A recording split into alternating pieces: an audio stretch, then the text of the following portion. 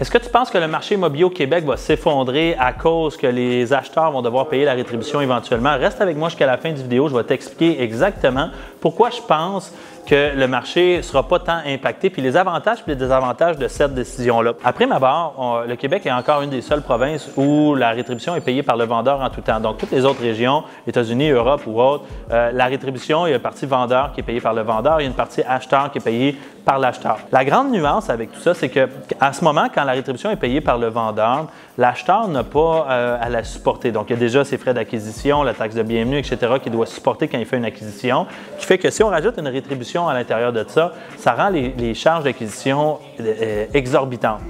L'avantage qu'on avait au Québec, c'est que quand c'était supporté par le vendeur a toujours une marge de profit suivant la vente. Donc, c'était diminué de 200, 300, 500 000 de profit, qui faisait que ça semblait être moins grand.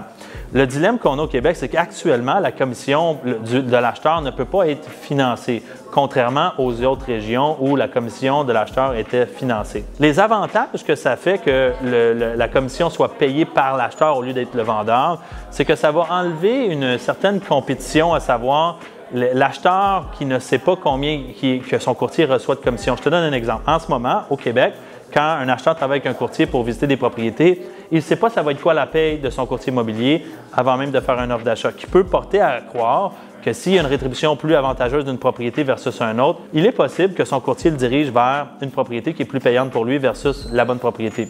À l'inverse, si c'est l'acheteur qui paie la rétribution, il sait exactement à quoi s'attendre en termes de paiement.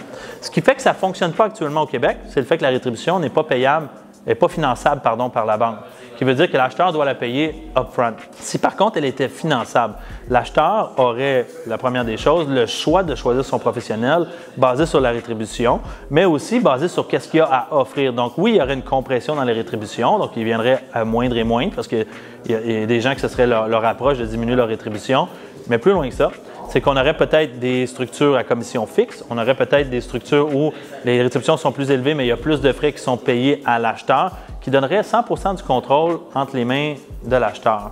Par contre, le point de vue négatif, c'est qu'à ce moment-là, ça se peut que les barèmes, les standards minimums de l'industrie commencent à diminuer, qui veut dire qu'on se retrouve avec un peu du n'importe quoi sur le marché. Moi, la question que je me pose, ou que je te pose, c'est plutôt, toi, qu'est-ce que tu en penses? Est-ce que tu penses que ça va affecter le marché, que tu payes ta rétribution, ou ça devrait rester que c'est le vendeur qui paye la rétribution au Québec? Écris-moi en commentaire pour que je puisse interagir avec toi et qu'on puisse échanger à cet effet-là.